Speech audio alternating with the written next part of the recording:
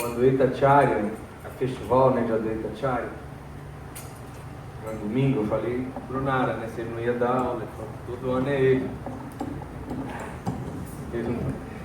Mas tem coisa que vai fazer o quê? Tem que ser...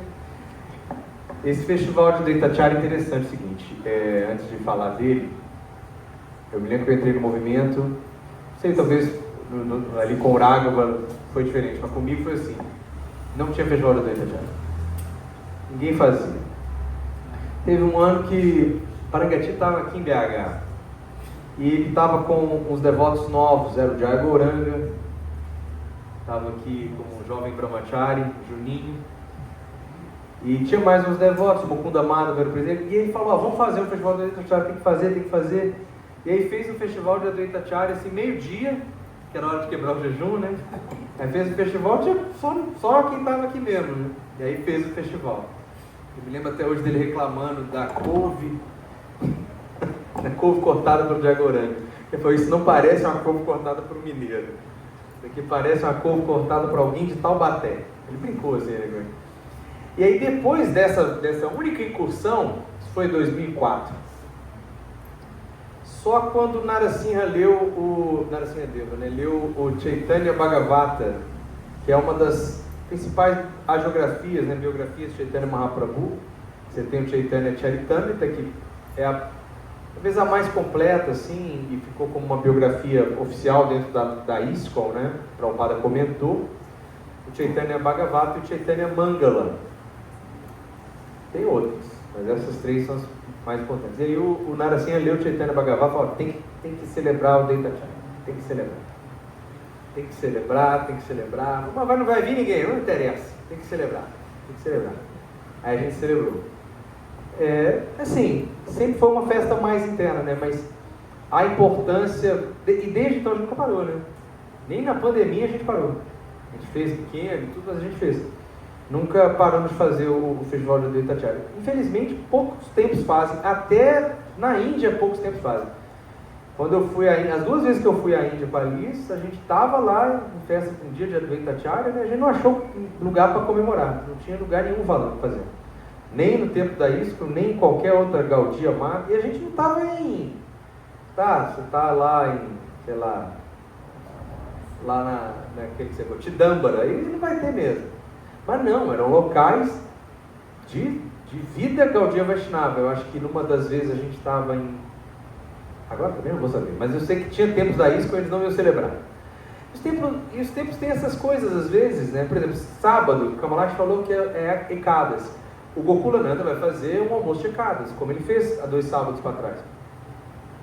Só que isso deveria ser comum, mas não é. Assim, a maioria dos restaurantes que tem nos templos Hare Krishna, assim, Ekadas, vocês estão nem aí, fazem comida normal, assim, você não consegue nada para comer. Foi uma vez que a gente estava também, eu e a Liz, que estava em Hyderabad, e a gente era Ekadas, falou, nossa, vamos pro templo, com certeza a gente vai conseguir comer. A gente chegou no Govinda e não tinha nada. Falei, como assim? Não tem uma preparação de Ekadas? Não tem. O que é isso? Não tem Ekadas aqui? Não tem. Aí a gente chegou pro devoto e falou, tem alguma preparação de Ekadas? Ele olhou assim, a gente com um desprezo absoluto, assim, falou, não tem. Caramba, a gente vai morrer de fome. E na hora, a gente estava com muita... O que a gente ia fazer? Né? Sair para cozinhar uma coisa de Ekadas? Não é assim tão simples. Aí a gente foi aí eu falei, não, vamos ter que dar uma carteirada aqui. Aí ele falou, a gente está na Índia, a gente está indo para Mayapur, para um encontro lá, que era o ISKCON Leadership Sangha, né? E dava um certo status, assim. A gente está indo para esse encontro e tal. Aí, só um minuto. Aí veio um monte de... um arroz, sei lá, um tipo de arroz dele de Ekadas, sei lá, ultra pimentado, a coisa mais apimentada que eu já comi na vida. Falou, pronto. Falei, mas você falou há 5 minutos atrás que não tinha nada. Falei, não, isso aqui a gente estava guardando para os brahmacharis que estão voltando da distribuição de livros, mas a gente serviu você e depois a gente faz alguma coisa para ele.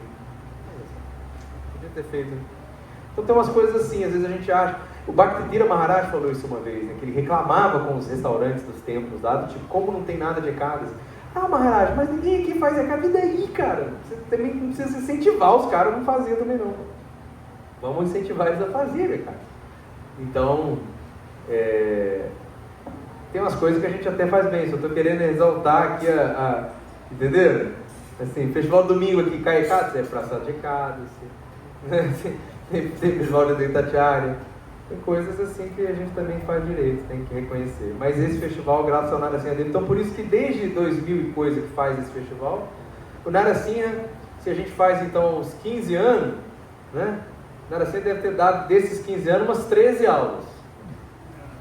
Pelo menos. Foi umas 13 aulas. Kamalak deu uma, eu dei uma ou você deu 13? Exatamente, 15.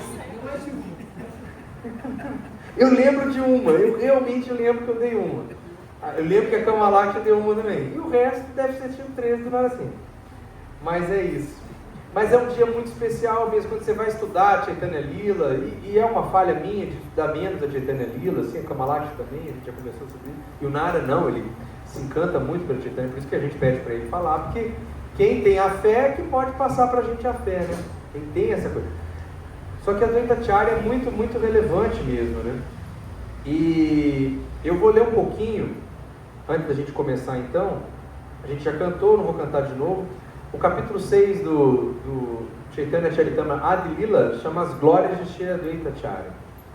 E tem alguns versos, que eu vou ler o verso em português já, para a gente ter mais agilidade, canta muito, fala um monte, aí vai ler todos os versos aqui também e não vai dar, né? E aí tem um que tem um significado de Prabhupada, e aí eu vou ler o significado, tá? Então eu vou ler o primeiro verso do 6.1.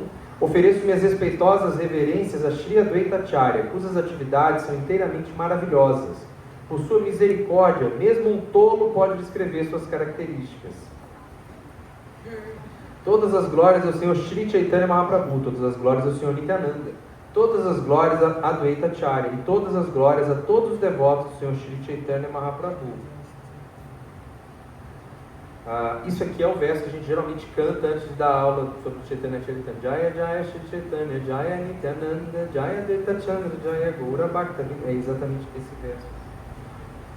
O verso 3 diz: em 5 versos descrevi o princípio do Senhor Nityananda. Então, nos 2 versos seguintes, descrevo as glórias de Shri Adwaita Acharya. O Senhor Adwaita Acharya é a encarnação de Mahavishnu, cuja função principal é criar o mundo cósmico através das ações de Maya. Por não ser diferente de Hari, o Senhor Supremo, ele é chamado Adwaita, ou seja, ele é uno com o Senhor, né? Ele é Adwaita, ele não é diferente do Senhor. E como propaga o culto da devoção, chama-se Acharya. Ele é o Senhor e a encarnação do devoto do Senhor, portanto refugio-me nele. Na verdade, Shri Adwaita Acharya é diretamente a própria suprema personalidade de Deus. Sua glória está além da concepção dos seres vivos comuns. Mahavishnu desempenha todas as funções para a criação dos universos. Shri Adwaita Acharya é sua encarnação direta. Esse Purusha cria e mantém com sua energia externa, ele cria inumeráveis universos em seus passatempos. Por sua vontade, ele se manifesta em formas ilimitadas, com as quais entra em cada universo.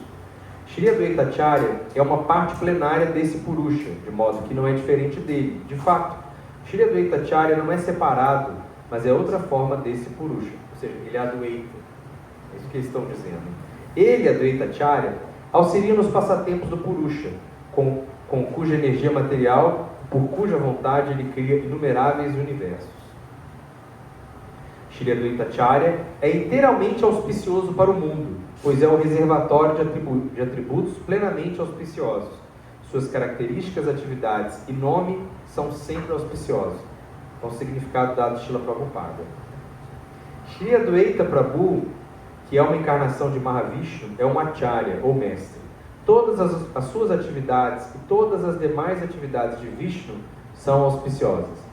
Qualquer pessoa que possa visualizar a plena auspiciosidade nos passatempos do Senhor Vishnu também se torna simultaneamente auspicioso. Portanto, como o Senhor Vishnu é o manancial da auspiciosidade, qualquer pessoa que se sinta atraída pelo serviço devocional ao Senhor Vishnu pode prestar o maior serviço à sociedade humana. É bem magnânimo esses versos, é bem esse espírito de Chaitanya Mahaprabhu. Ou seja, não é que a pessoa é boa porque ela é iluminada, ou ela é boa porque ela tem tais características. Não, ela é boa porque ela espalha a bondade, né? Ela irradia auspiciosidade, para ficar aqui num termo muito Hare Krishna. Pessoas rejeitadas, olha esse ponto que é importante. Pessoas rejeitadas, habitantes do mundo material. Para a gente se sentir bem, saber que a gente não é nada. Rejeitado, margem. A margem, exatamente. Marginal. Quando você sabe que isso é uma... Todo astronauta que olhou para a Terra de fora, ele teve essa sensação aqui, de que ele não era absolutamente nada. Então, cara, eu sou um microponto numa bolinha daquela lá, ó. E eu me acho tanta coisa, né? Então aqui para o Prabhupada faz um esforço para deixar tudo no lugar, né?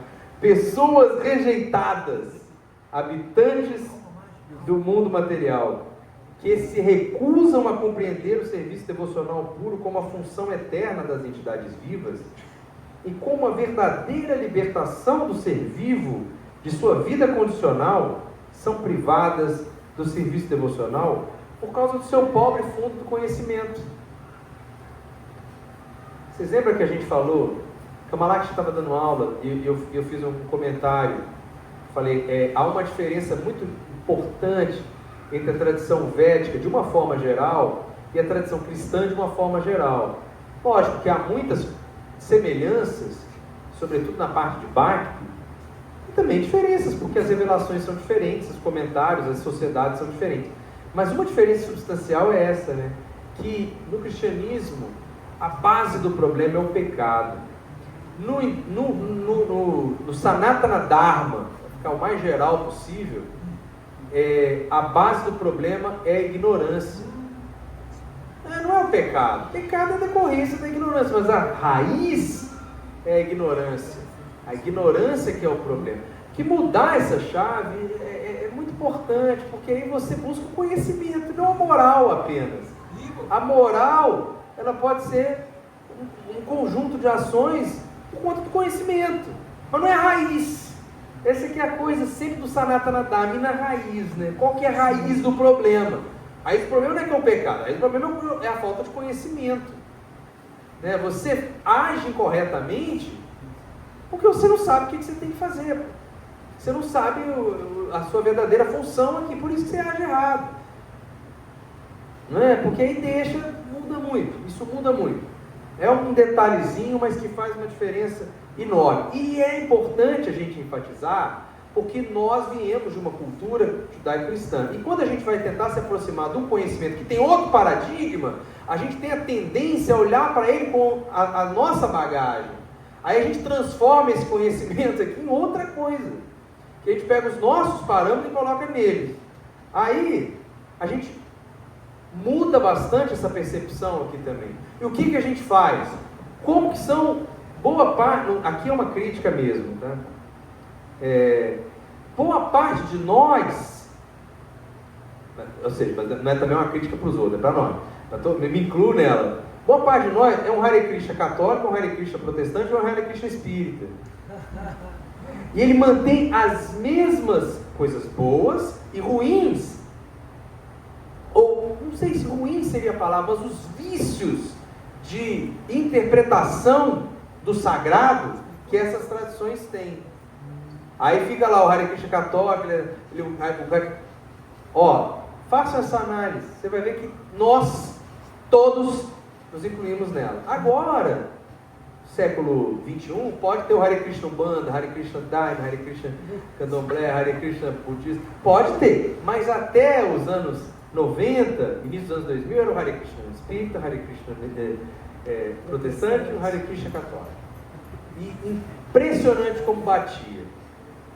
E com os mesmos jargões, inclusive do pecado, toda essa coisa. Então vamos lá.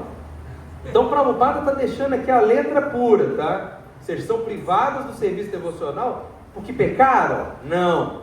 São pecadores? Não. Mas pelo seu pobre fundo de conhecimento. Ou seja, elas não têm conhecimento. Que é bom. Que conhecimento basta você ter. Basta você buscar. Não é que você é intrinsecamente ruim. ontologicamente pecador. Está gravado, não pode falar tanta coisa. Mas é isso, né? Porque assim, se você pensar, não, estou brincando, não pode falar. Porque assim, é uma questão muito séria. Quando você imagina que o pecado é a origem, isso não são todos os cristãos também não. Você tem outras correntes que entendem que essa questão é o conhecimento também. Mas é muito diferente, porque é isso. Se o problema é o conhecimento, busca o conhecimento que você resolve o problema. Mas se o seu problema é o pecado, se você já nasce pecador, porque seu pai já pecou para ter você, então você necessariamente vai precisar de algum auxílio externo, que seja a misericórdia divina, que seja alguma outra, um ritual, um batismo, qualquer coisa que você vai precisar. Porque não tem como resolver. Só buscar conhecimento não vai resolver o seu problema. Não vai. Porque o problema de fundo permanece. Você não consegue resolver. Os ensinamentos de Sri Adwaita Prabhu não tratam de atividades fruitivas ou libertação impessoal. No entanto, confundidas pelo encanto da energia material, pessoas que não puderam entender que Adwaita Prabhu não é diferente de Vishnu, desejaram segui-lo com suas concepções impessoais. Como a gente aqui que eu estou falando, né, que segue com concepções que a gente traz das nossas fés anteriores ou atuais, etc. Ou miscelânea, né, porque hoje em dia a gente gosta também de misturar muitas coisas. A tentativa de Adwaita Prabhu de puni-las também é auspiciosa. O Senhor Vishnu e suas atividades podem otorgar toda boa fortuna, direta e indiretamente. Isso é uma definição que o Prabhupada vai dar depois para auspiciosidade. Tem que trazer boa coisa, tem que trazer felicidade. Se você está em contato com algo que é auspicioso, você se torna auspicioso. Em outras palavras, ser favorecido pelo Senhor Vishnu e não ser punido pelo Senhor Vishnu. Não, ser favorecido pelo Senhor Vishnu e ser punido pelo Senhor Vishnu são a mesmíssima coisa, pois todas as atividades de Vishnu são absolutas, ou seja, auspiciosas.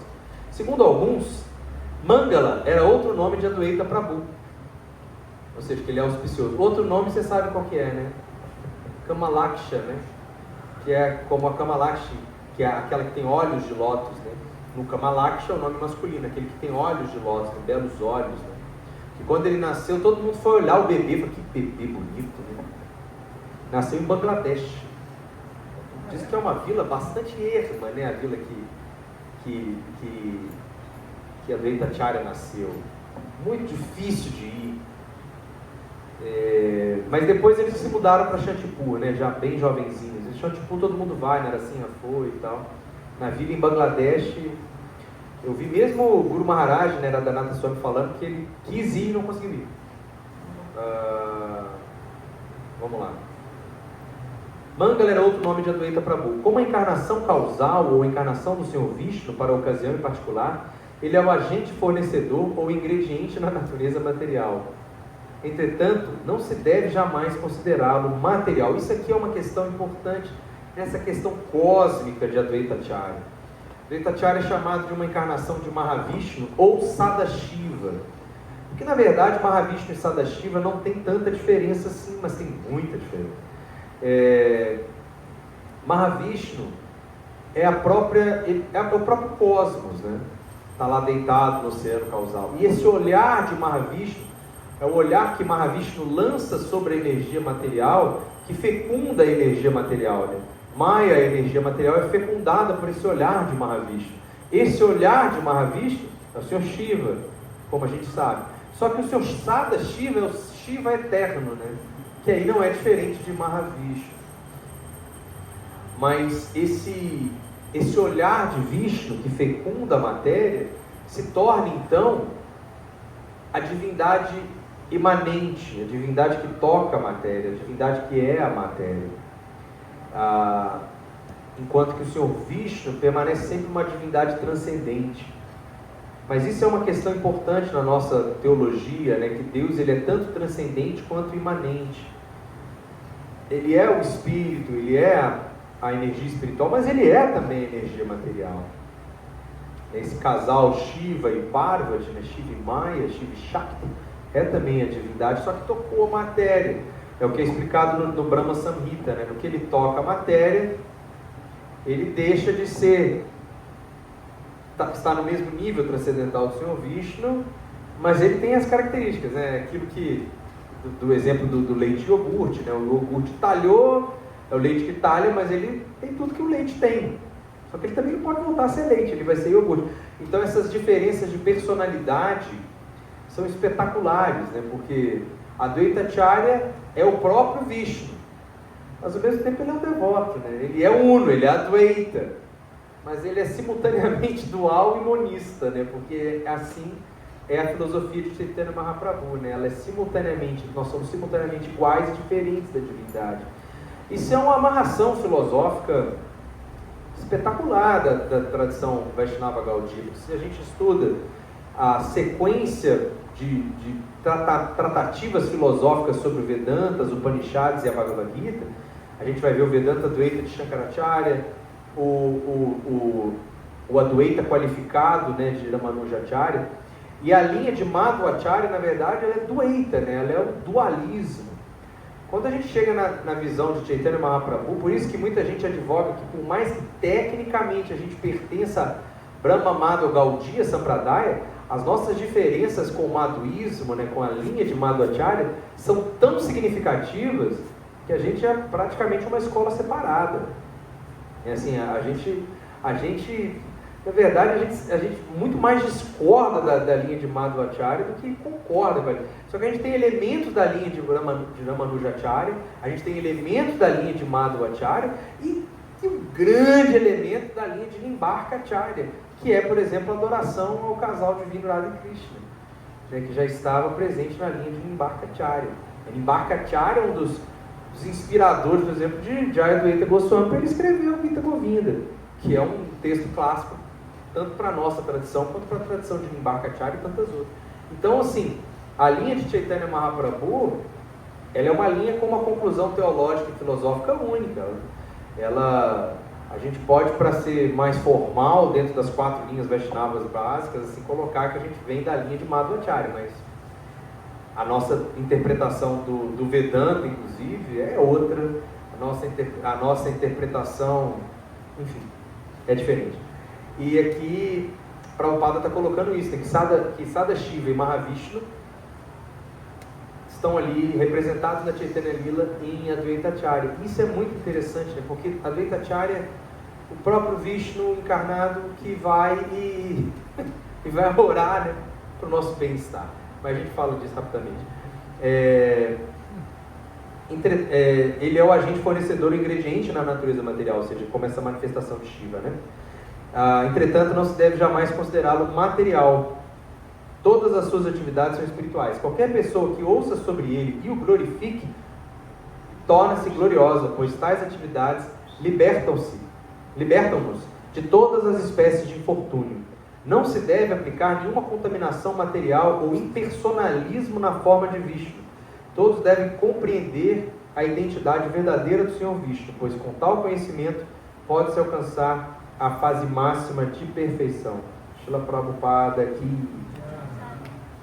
Om Agyana Timirandasya Jananjanan Shalakaya Chakshur Militan Janat Tasmai Shri Gurave Namaha Shri Chaitanya Manobhistam Stapitan Janam Bhutale Swarupam Kadamahinda Datisvapa Tantikan Vanchakalpatarubhasya Kripa Sindhureva Chapatitanam Pavanebhyo Vaishnavebhyo Namo Namaha Jai Shri Krishna Chaitanya Prabhu Nityananda Shri Advaita Gadadara Shri Vasadi Gaura Bhaktavinda Hare Krishna Krishna Krishna Hare Hare Hare Rama Rama Rama Hare Hare Namo Vishnu Padaya Krishna Prasthaya Bhutale Shrimati Radhanatha Swami Nityanandini Namo Vishnu Padaya Krishna Prasthaya Bhutale Shrimati Bhaktivedanta Swami Nityanandini Namaste Saraswati Gauravani Pracharineni Visheshi Srinivadi Pashadyati.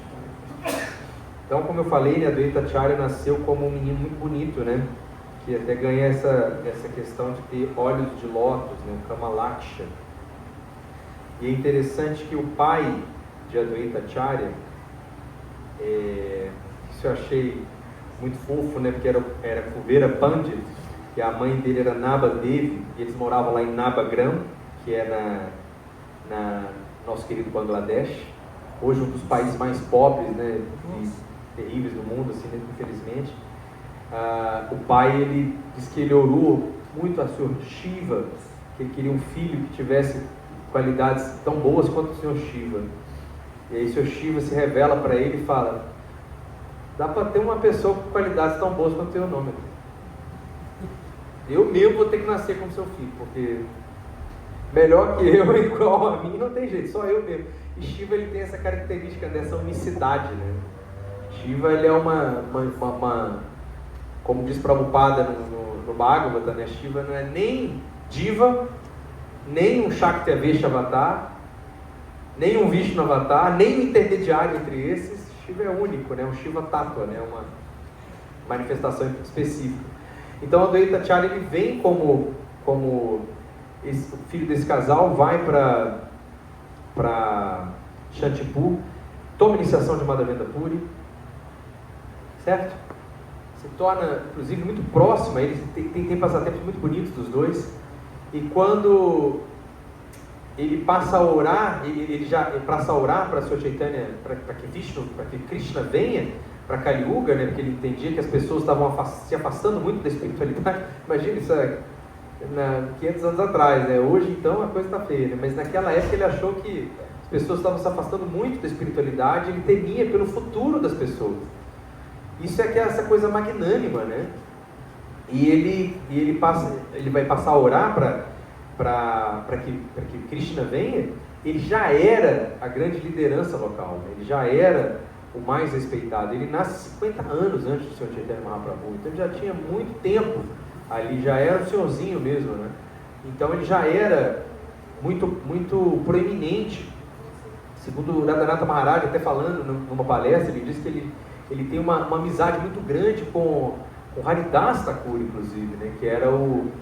Que vem como um acharya dos santos nomes, né? Um era o Adwaita Acharya, né? O grande devoto ali, preceptor, e o outro acharya dos santos nomes, né? E Haridas Thakur, ele era, para o sistema religioso da época, um intocável, né? Um melecha, né? Uma pessoa que estava fora do sistema de castas. Ele era filho de uma família muçulmana, mas ele tinha uma devoção por Krishna impressionante. Ele passava horas e horas e horas cantando os santos nomes.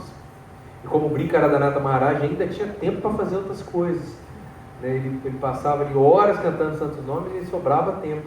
E ele conta de um momento, né, em que após Adwaita Acharya, ele era o grande mestre já, então ele era o primeiro a ser servido. E aí o primeiro que ele serve é Haridas Thakur. E todos os outros brahmanas, mais ali prestigiosos, ficam chocados com aquilo, né? Como é que ele serve primeiramente um intocável, né? Como é que ele deixa que esse intocável toque, coma os seus remanentes, né? Então, já nessa época, né, antes de Chaitanya Mahaprabhu já chegar, Adwaita Acharya já estava quebrando os sistemas religiosos tradicionais daquela região. E aí ele vai fazer suas famosas orações, né, com água do Ganges, folhas de tulas, para uma Shalagrama Shila, que essa Shalagrama Shila ainda existe e está lá em Shantipur. Você viu ela?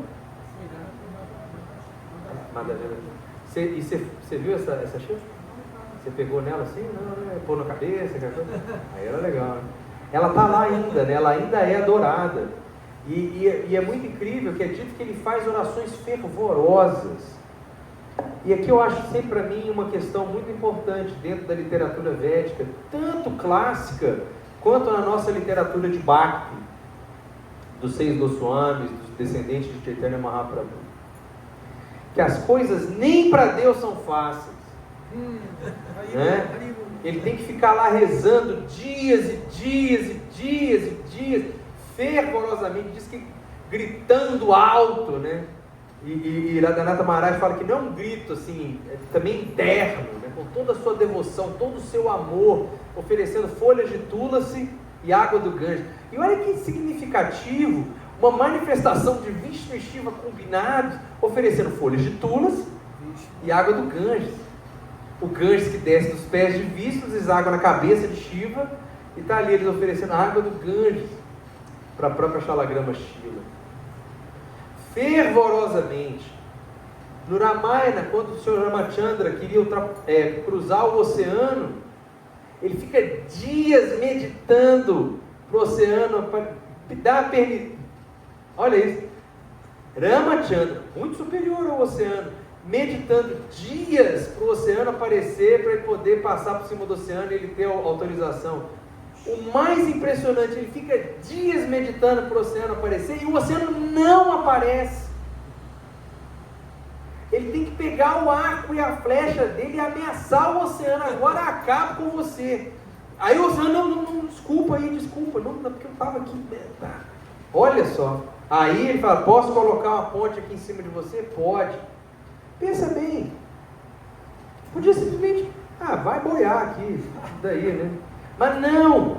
Ele tem que pedir autorização para o oceano para colocar as pedras lá, para fazer a ponte, para ir até Lanka e resgatar Sita. Mas não só isso. Ele pede autorização para o oceano, tem que escrever o nome Rama nas pedras, aí a coisa acontece.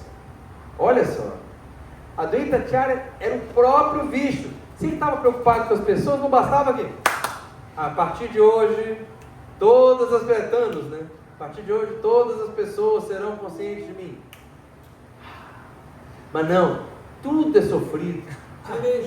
Tudo é sofrido. Ramachandra tem que ficar peregrinando na floresta, tem que depois buscar Sita. O mesmo Krishna tem que ir lá matar, cansa. Mesmo Krishna tem que ficar namorar escondido, porque as meninas tinham marido. Até para ele tinha suas dificuldades, né? E depois tem que ir até tentar resolver o problema diplomático dos Pandavas, e ainda fazer uma guerra, dar seu exército para um lado, ele mesmo participar do outro lado, ele mesmo tem que quebrar seu voto, pegar a roda e ir para cima do... Sabe? Então, nas histórias, na literatura, como fala tecnicamente, épico-puranas, nunca é fácil, sempre há muito trabalho, muita devoção. Então, isso é um exemplo que a gente recebe da própria divindade, que a gente tem que se dedicar muito, que mesmo para Deus é difícil. E é sempre dado esse exemplo aqui, Ramachandra, Sita, quando vem, como seres humanos, a gente sofre para mostrar que aqui é um lugar que a gente vai ter perrengue, vai ter momentos ótimos, né, cara? Quando o Rama está casando com Sita, é um momento de felicidade, quando eles estão na floresta lá, olhando os bichinhos, conversando com passarinho e tal, tá lindo, tudo lindo. Mas tem momentos de perrengue muito grande, né? Então aqui a Advaitacharya está rezando dias. Não só isso. Nimai nasce. E a Advaitacharya não reconhece, né, imediatamente. Assim, é uma lila, né? Ele fica ali, poxa, esse cara parece que me cativa de um jeito que outras crianças não me cativam. E não é só que Chaitanya então era aquele bebê Buda, né? Sabe? Santo, que não faz nada, que é todo santificado. Não, é uma peste, né? Assim, uma criança hiperativa, bagunceira, esculachava todo mundo. Né? Como Krishna também era uma criança bagunceira, mas Chaitanya era uma bagunceira mais para Hanuman do que para Krishna, né? Fazia artes assim mesmo, peraltices, né? Quebrava a casa, atrapalhava o ritual do pessoal, assim, faziam coisas terríveis e mesmo assim cativava todo mundo. Pô, esse menino é diferente, ele me cativa. Ou seja, a Advaitacharya tinha relances em que ele percebia que... Mas aí é interessante, né? Porque Krishna e Chaitanya é uma manifestação de Krishna como espírito de Radharani, então Krishna ele não gosta dessa relação de reverência, né? Então a Advaitacharya, mesmo sendo o próprio Vishnu, né? Mesmo sendo Shiva, não percebia o tempo inteiro que ele estava diante do seu Senhor ali naquele momento ali. Não conseguia perceber. Mas tinha uma relação muito próxima, né, com Chaitanya, inclusive Chaitanya é iniciado como um irmão espiritual de Advaitacharya, né, Ishvara, e por isso o Sr. Chaitanya sempre teve uma relação com Advaitacharya de respeito e reverência, que é a relação com Vishnu. Como Chaitanya está ali como um devoto, então qual que é a relação, o estado de espírito da relação com Vishnu? Respeito e reverência. Então era sempre o respeito e reverência que ele tinha com a Advaitacharya. Mas a Advaitacharya não gostava desse respeito e reverência, mas era a relação que ele tinha. Porque Chaitanya Mahaprabhu sempre o tratou como superior, né? Como um irmão espiritual do seu mestre espiritual. Isso é até uma ideia, né? Como a gente tem que ter um relacionamento com os discípulos de Prabhupada, com irmãos espirituais dos nossos mestres espirituais, etc. É uma relação diferente. Às vezes a gente, no Brasil, né, tem uma relação muito relaxada. Admitimos isso, né? Mas Chaitanya Mahaprabhu só conseguiu quebrar isso uma vez, uma história que o Narasimha, a primeira vez que ele me contou, eu fiquei chocado.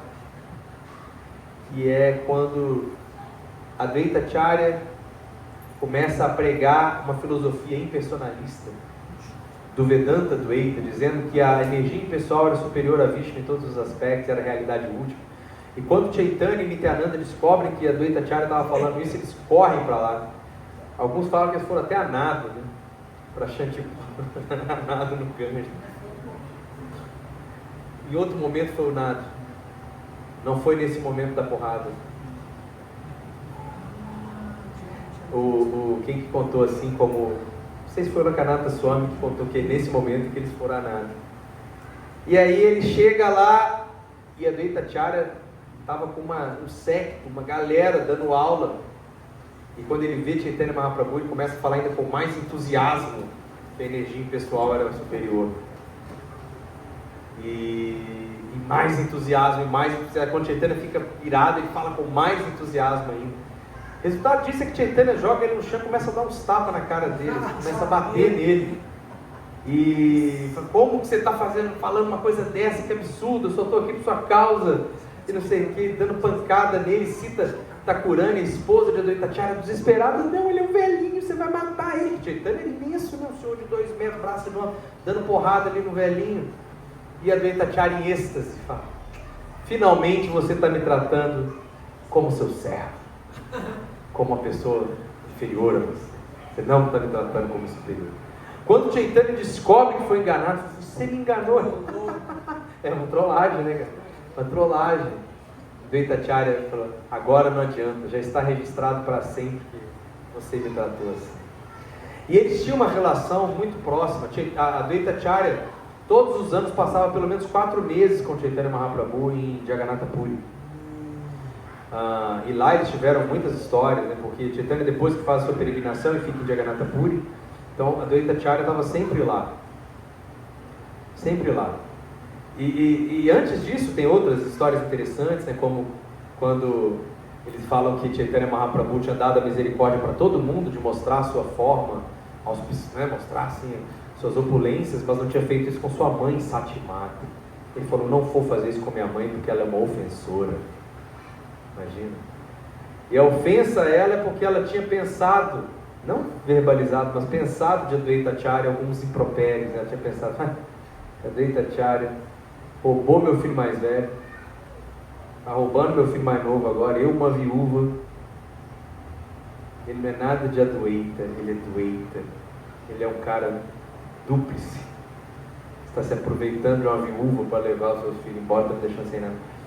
E quando a Advaita Acharya fica sabendo disso, né, que Chaitanya não estava dando misericórdia para sua mãe, tudo assim, aí ele começa a glorificá-la. Imagina, ela é a mãe da divindade, ela é a nossa mãe, ela é mãe do universo, ela é a mãe de todo o universo, ela é minha mãe, ela é sua mãe, ela é a mãe, não há nada mais auspicioso que Satimata.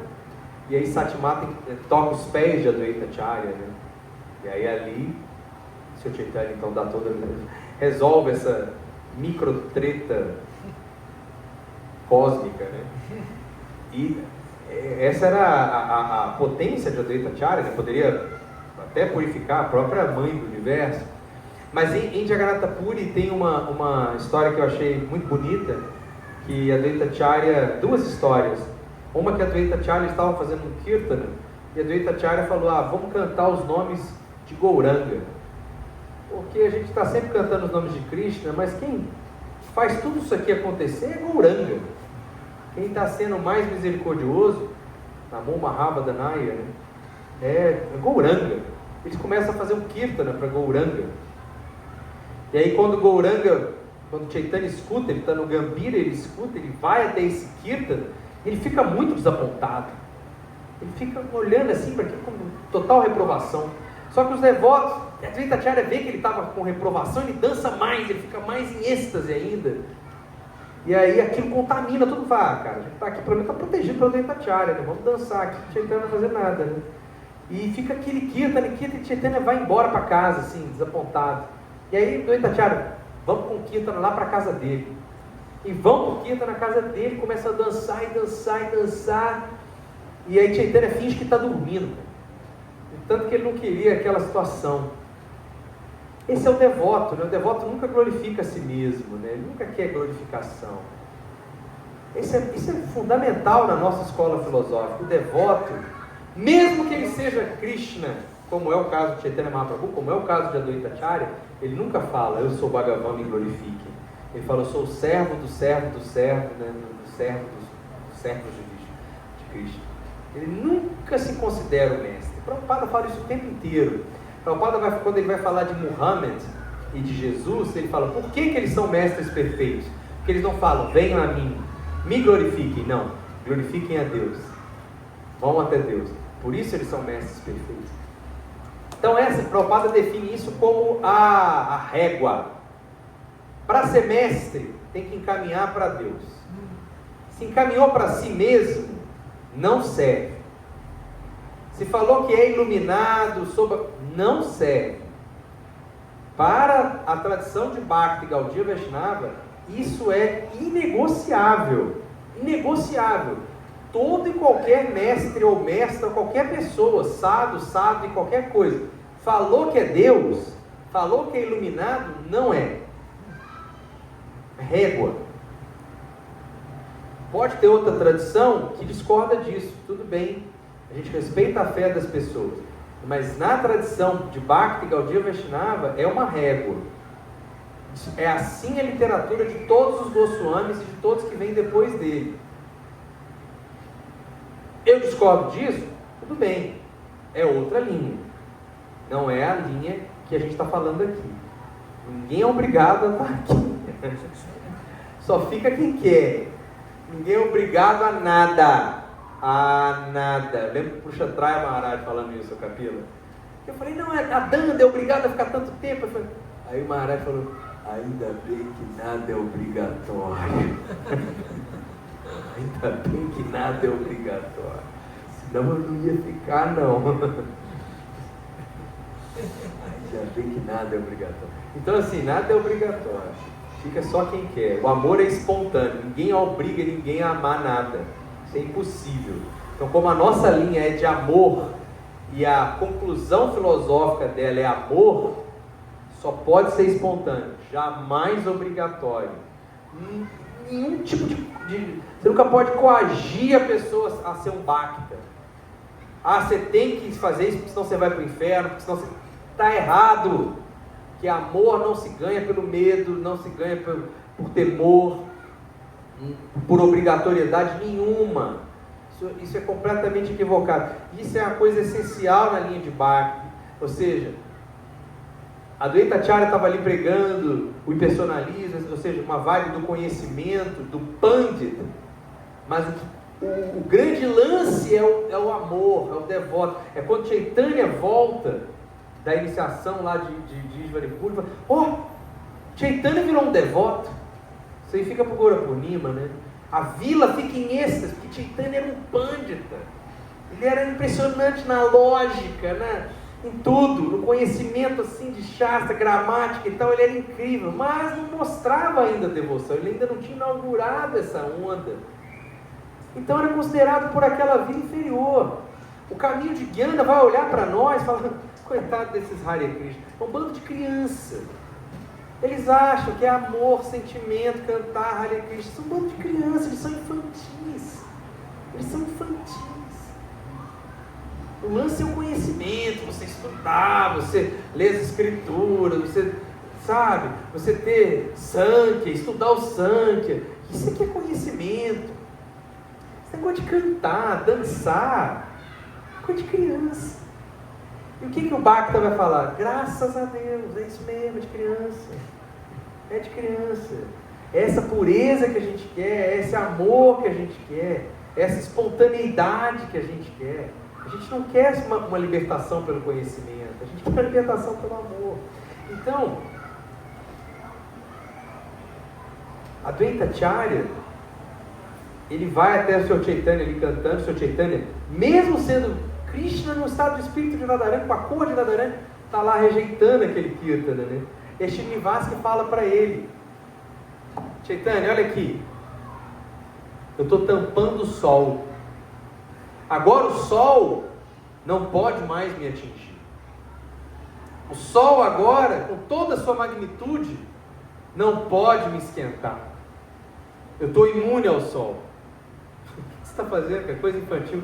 Isso é o que você está fazendo ao impedir que a gente cante aqui suas glórias e mostre para o mundo o que você é.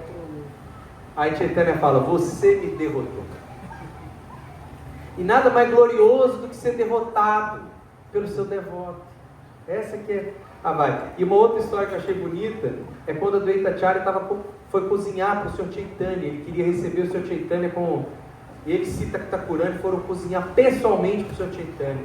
E convidaram ele. Ele falou: claro que eu vou.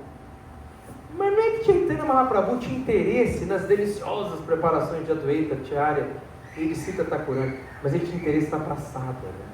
Ele tinha interesse na devoção deles. É o que o Narasimha Maharaj uma vez falou da Gita, né? Que a Gita ia cozinhar. Maharaj não jantava, nunca jantava. Só que a Gita mais adolescente, era muito impositiva, né? Aí ela chegava para o Maharaj e falava assim: Maharaj, fiz isso para você jantar. Ele: tá bom, Gita. Ele jantava. Aí no dia seguinte a Gita falou: Maharaj, fiz isso. Aí eu falei: Maharaj, o senhor vai comer? O senhor falou que não janta. Eu falei: eu vou comer a devoção dela. Que é isso que Chaitanya Mahaprabhu estava interessado. Só que o problema é o seguinte: Chaitanya Mahaprabhu, quando ele ia até a casa de Advaita Acharya, ele trazia umas 20, 30 pessoas com ele, né? Ele levava com a galera. E Advaita Acharya falou: olha, hoje eu não queria ninguém, eu queria só Chaitanya Mahaprabhu. Foi uma coisa íntima, sabe? Só queria mais ninguém, só Chaitanya. É isso, mas não vai dar, né? Porque vem com aquele monte de gente e tal. Só que nisso começa a cair uma chuva torrencial que impediu todo mundo de sair de casa. Só que por um acaso não chovia na casa de Chaitanya Mahaprabhu, no Gambira, e em todo o caminho da casa de Chaitanya Mahaprabhu até a casa de Advaita Acharya. Aí Chaitanya Mahaprabhu chegou lá, e aí Advaita Acharya começou a servir ele. E a Advaita Acharya começou a fazer as orações que Indra fez para Krishna depois do episódio da Govardhana Lila, glorificando Krishna, quando Indra começa a glorificar Krishna. E Chaitanya Mahaprabhu olha para a Advaita Acharya e fala: o que você está fazendo nas orações de Indra? Que orações de Indra? Come, esquece que eu estou falando aqui, pode comer, concentra aí na praçada. Eu falei: não, eu estou entendendo por que você está fazendo as orações de Indra. Porque essa chuva que está caindo aqui é obra sua. Que você é o próprio Vishnu. E Vishnu comanda Indra, comanda Brahma, comanda toda a criação. Então você quis que chovesse? Choveu. Você quis que eu viesse sozinho aqui te ver? E aqui estou sozinho. Né? Ou seja, você pode comandar tudo, mas fica aí fingindo que não fez nada, né? Fingindo que a chuva é uma obra do acaso. Não tem nada a ver com essa chuva aqui. Mas a chuva está aqui. E a Advaita Acharya está presente em todas essas etapas, né, do caminho de Chaitanya Mahaprabhu. Quando Chaitanya Mahaprabhu fazia os kirtanas fechados, a Advaita Acharya fala: acho que agora está na hora de levar para a rua. E no final também, né, quando Chaitanya Mahaprabhu recebe o bilhete, né, de Advaita Acharya, o bilhete cifrado, né, que dizia: no início havia escassez de arroz, agora os mercados estão inundados de arroz. Que dizia para Chaitanya Mahaprabhu que no início havia uma escassez de bhakti, de amor, mas que agora já era suficiente para chegar até os dias de hoje, né? Então que agora ele podia ir embora quando ele quisesse. E Chaitanya vai embora mesmo, né? Simplesmente. Com 48 anos, imagina, Advaita Acharya já tinha Bastante, né? 90 e quanto? É. E Prabhupada tinha uma relação muito forte com a Advaita Acharya, né? Tem uma história de Prabhupada orando, onde está a Shila, né, de Advaita Acharya, chorando copiosamente, chorando, ainda casado, com filhos. E o Pujari perguntou: o que foi que você está chorando? É porque meu mestre espiritual me pediu uma coisa impossível. Eu estou aqui pedindo ao Senhor Advaita Acharya para que me ajude a cumprir essa coisa impossível. Prabhupada fez isso em muitos tempos, né? E aí depois, esse Pujari viu um bando de ocidentais no templo. E ele entende que era Prabhupada. E Prabhupada interpretou, fez uma peça sobre as lilas do Sr. Chaitanya Mahaprabhu, e o papel que ele interpretou na peça foi de Advaita Acharya. Ele representou Advaita Acharya. E ele dizia com muito orgulho que as pessoas tinham ficado muito sensibilizadas com a interpretação que ele teve de Advaita Acharya. Ele conseguiu emocionar muitas pessoas com a interpretação de Advaita Acharya. E Prabhupada fez exatamente como Advaita Acharya, né? É quem ora a Krishna pedindo para que o ajude a dançar aqui no mundo ocidental, né? Que inundasse o mercado com esse arroz, né? com esse amor do movimento do Sr. Chaitanya, né? Ele que espalha esse movimento de Sankirtana para cá, como desejou Advaita Acharya, né? Então, Prabhupada tem uma relação realmente muito umbilical com Advaita Acharya, né? O que Advaita Acharya fez de trazer o Sr. Chaitanya e inaugurar o movimento de Sankirtana, foi Prabhupada que teve o trabalho de espalhar, né, para todo o planeta esse movimento. E hoje a gente pode estar aqui por isso, né? Inicialmente por Advaita Acharya, né, mas sem dúvida por Prabhupada. Deixa a Prabhupada aqui, Advaita Acharya aqui.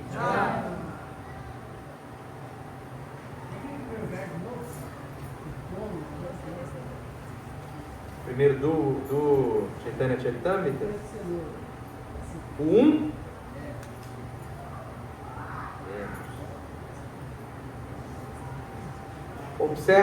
Ofereço minhas respeitosas reverências a Shri Advaita Acharya, cujas atividades são inteiramente maravilhosas. Por sua misericórdia, mesmo um tolo pode descrever suas características. Eu disse hoje, né? Fiquei pensando sobre isso. Porque assim, Chaitanya eles apontam muito, né? Moralmente, às vezes é complicado o que eles fazem, né? Mas a Advaita Acharya não. Por isso que um tolo pode falar, né? Porque na pessoa você vai ver a nossa qualidade. Agora, um tolo é um canal, por exemplo, vai criticar, né? Ele vê Chaitanya, ele vai criticar. Agora ele vendo o Advaita Acharya, vai sempre ver as duas qualidades. Né? E por isso que ele é o Acharya, né? Não é Nityananda Acharya, não é Shri Chaitanya Acharya. É a Advaita Acharya, né? Os outros são Acharya. Tipo assim, não siga, né? É difícil de seguir, né? Não dá para seguir. E essa eu acho que é uma coisa bem desconcertante, né, na nossa tradição. Assim. Eu acho lindo isso, na verdade. Que é essa coisa que foge da lógica, foge da... Tem que fugir da lógica humana, né? Se for dentro da lógica humana, a gente pode ter a certeza que foi criado por humanos, né? Mas se é supralógico, se escapa a lógica ética, moral, etc., humana, aí você tem que falar, mas quem fez isso? Como é que é isso aí? Quem que fez? Né? Isso é muito interessante, porque a gente pensar nisso, na história humana, é fácil, né, Rama? O ancestral mítico, né? Vai voltando, e uma hora você vai ter que chegar numa divindade, né? Porque... Não, pode chegar no nada. Não. Eu estava vendo o Prabhupada falar disso, assim, que ele, na aula que eu mandei lá no grupo do WhatsApp, né? Que ele vai falar que Vishnu olha para Maya e ele então fecunda a energia material. É como se ele agitasse a energia material e a energia material então existisse.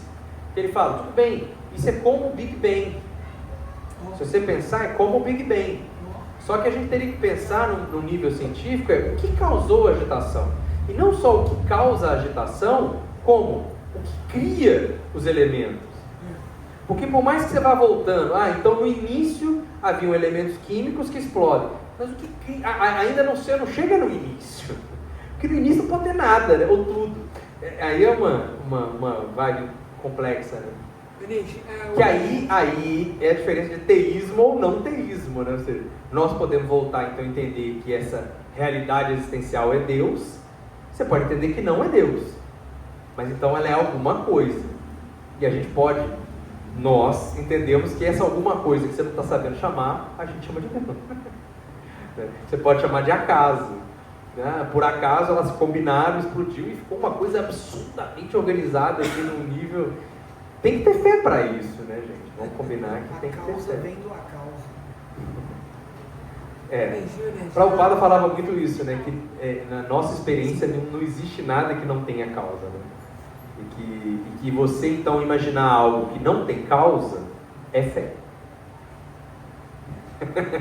Você pode não achar que não nomear que é para Deus, mas é fé. Se é uma causa que não tem causa, é fé. Sempre vai ter fé. Uma coisa que eu acho interessante é isso. É nesse tipo de discussão você diminuir a fé. Como se a fé fosse uma coisa inferior.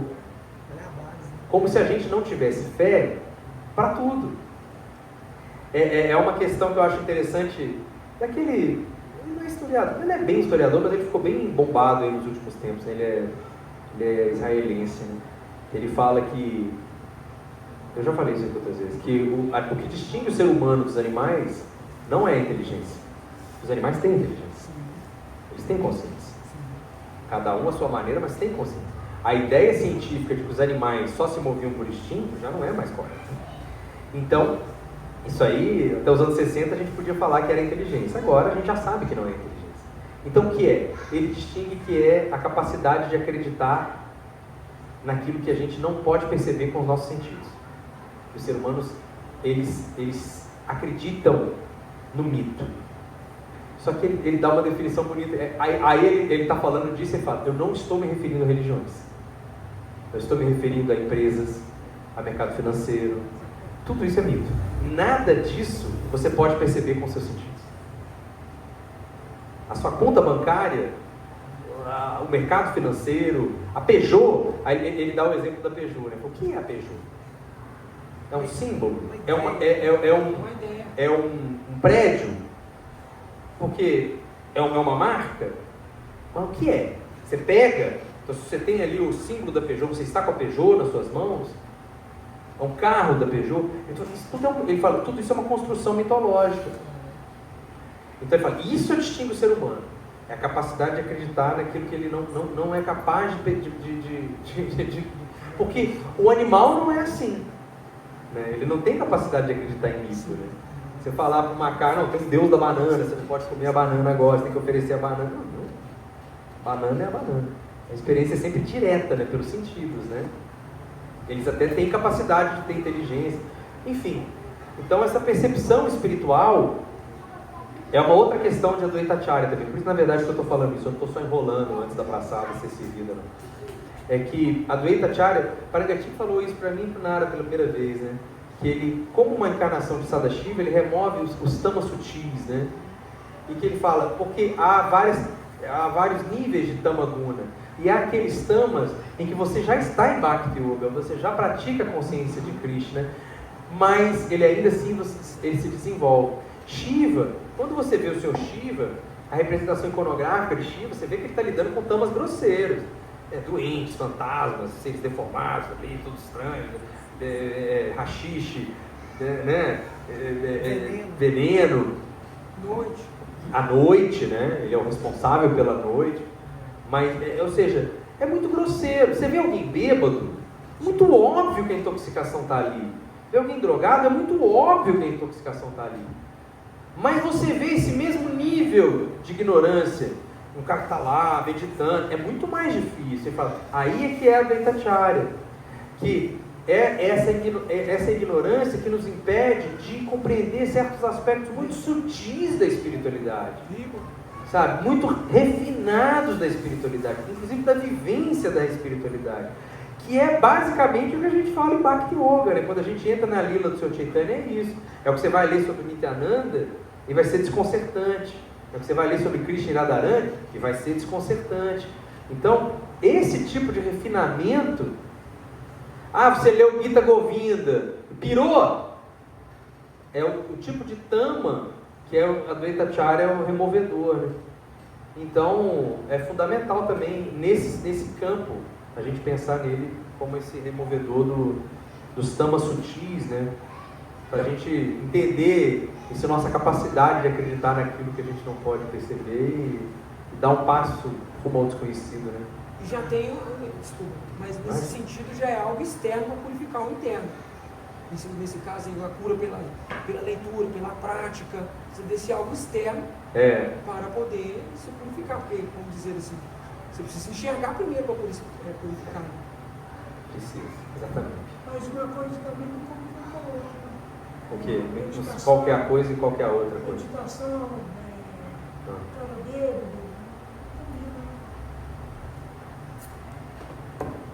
Então, não combina. Mas pode combinar.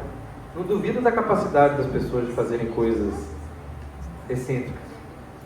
E o ponto não é só isso. O caminho da meditação, do yoga, ele também traz algumas... A pessoa às vezes está ali meditando, fazendo yoga todo dia. Aí ela fala: quer saber? Vou quebrar o pau. O mundo é muito complicado, muito miserável. As pessoas estão aí em ignorância, pobres pessoas. Eu não tenho mais o que fazer por elas, então só me resta meditar aqui, fazer meu yoga todos os dias. Vou cobrar aqui R$550 para cada aluno aqui de yoga, porque eu sou muito bom, ninguém é melhor que eu, então assim, eu posso dar uma aula boa aqui, que ninguém vai me superar. Aí vou montar um espaço legal. Isso também é uma contaminação. Hare Krishna, vamos comer, né? Deixa eu fazer um comentário? Fazer um comentário rápido? Pode. Esse ponto da peleja que você falou, das grandes almas, a gente inclusive está lendo o Acharyas, né? Se chama a sucessão discipular. Nós estamos na parte de Bhaktivinoda, né? E fala também um pouco da dificuldade dele. Divina sucessão. Ao mesmo tempo, Shri Krishna, ele conforta a gente, porque a gente está sempre na peleja, né? E a gente fala, poxa, né, tal. E aí você vê essas grandes almas passando pela peleja, anima a gente a seguir o caminho espiritual, mesmo na peleja, entende? Na verdade, é como se eles estivessem se colocando no nosso lugar mesmo, né? É muita misericórdia, né? Falando, não desiste não. Mesmo na minha vida, olha só, sou Shiva, sou Vishnu, sou Radharani, sou Jesus. Tá pirrê. Então vai nessa. Então a gente meio que ganha força, na verdade, né? A ideia é essa, né? Mas tem que ter uma força interna também, não depende de nada. Mas se eles superam, né? Eles mostram pra gente como superar. Aqui pode ter esse olhar cristão, já só eles conseguem, eu não consigo. The Chosen. Aí é o problema. O Harry Potter é o problema. A gente tem que sempre saber que não tem escolhido. Qualquer um pode. Qualquer um pode. Todo mundo é alma igual. Todo mundo é alma igual, tem as mesmas capacidades todo mundo é Satchitananda. Por isso que até quando a gente fala que a pessoa vai desenvolver um amor por Krishna, não, ela não vai nem desenvolver, é redescobrir, é despertar de novo, porque já está nela. Ela já é assim. Ela já é pura, ela já é plena de amor, ela já é plena de conhecimento. Ela precisa só descobrir isso de novo. Tem uns que já estão mais descobertos que outros, mas todo mundo pode. Porque essa visão de fato do santo inatingível é o pior cenário para o Bhakta. Porque aí o santo é inatingível, ele é assim, eu não. E não é Sanatana Dharma, né? Não é, porque o caminho do Acharya é diferente. Não, eu vou fazer o que ele fez para chegar lá. Porque todo mundo pode chegar.